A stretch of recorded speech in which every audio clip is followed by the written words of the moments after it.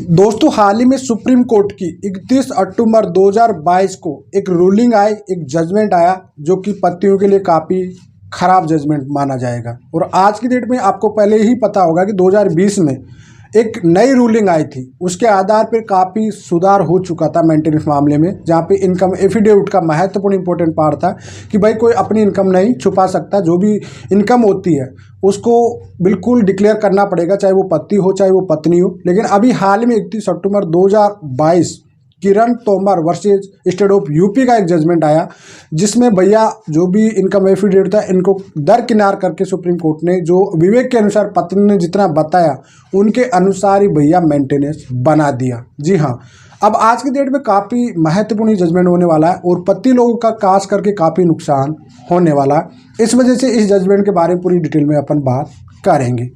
तो चलिए दोस्तों, नो टाइम पास नो बकवास, सीधा करते हैं काम की बात। मैं हूं हंस।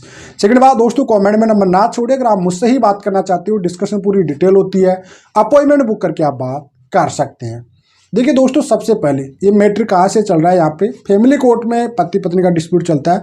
पत्नी बोलती है कि साहब मेरा 125 CRPC का मेंटेनेंस का केस डालती है कि मेरा पति 2 लाख रुपए कमाता है। पति वहाँ पे ITI लगाता है, ITI में 4.5 लाख उसकी इनकम सालाना इनकम थी।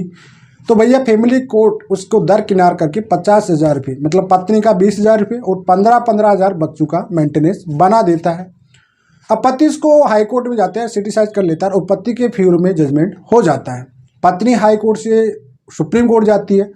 सुप्रीम कोर्ट में जाने के बाद यहाँ पे एक सिचुएशन होती है, सुप्रीम कोर्ट उसको देखता है, ITI को देखता है और ITI को देखने के बाद पत्नी कहती है कि साहब मुझे पति 2 लाख रुपये कमाता है, जबकि ITI के अनुसार पति 37,000 रुपये पर मंथ का कमाता था। और फैमिली कोर्ट ने उसका जो डिसीजन है, मतलब फैमिली कोर्ट ने जो मेंटेनेंस बनाया था वो 50,000 रुपये पर महीने के हिसाब से बना दिया था। मतलब 20,000 पत्नी का और 15,000 दो लड़कियों की।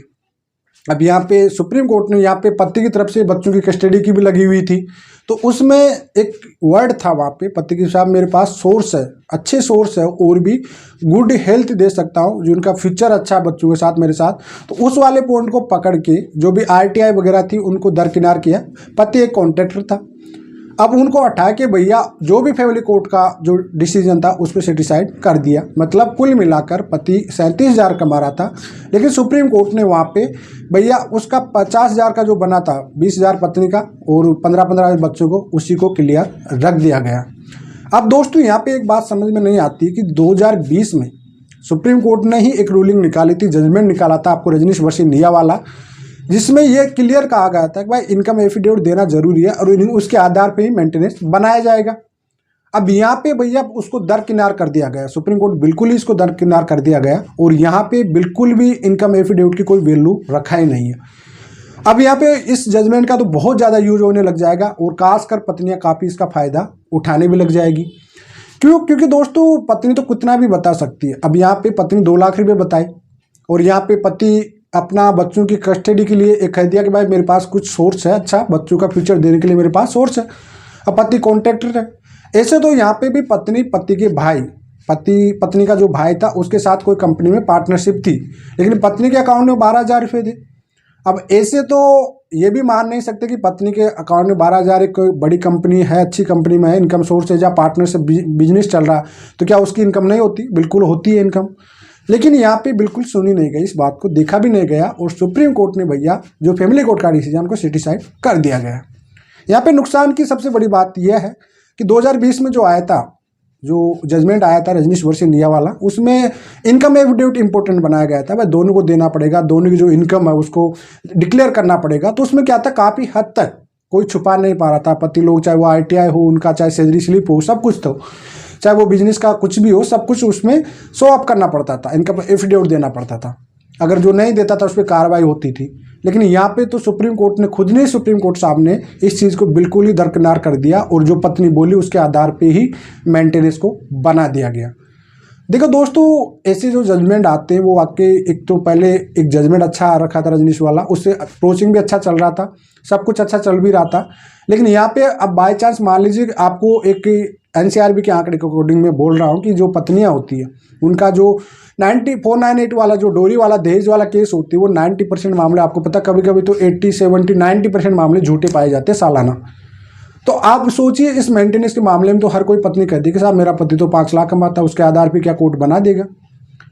क्या उनका जो इनकम एफिडेविट है उसको इंपॉर्टेंट नहीं देगा? क्योंकि यहाँ पे एक आरटीआई लगाया था पति का, भाई सालाना में तो 4.5 लाख रुपये कमाता हूँ, 37,000 रुपये पर महीने के हिसाब से बताया।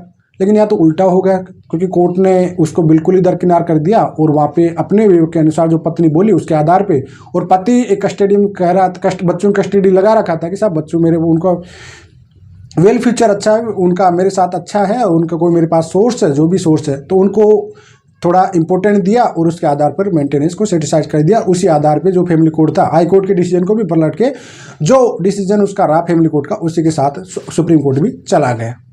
तो दोस्तों ये जजमेंट पढ़ने के बाद, ये सुनने के बाद आपको कैसा लगता है, कैसा नहीं लगता, आपको कमेंट में जरूर बता सकते, क्योंकि यहाँ पे एक रजनीश वर्सेस निया वाले जजमेंट की भी वैल्यू को बिल्कुल खत्म कर दिया गया और आज की डेट पर ये जजमेंट अब महिलाएं काफ़ी ज़्यादा मिसयूज करने वाली है। फिलहाल आज के लिए इतना ही। जय हिंद, वंदे मातरम दोस्तों।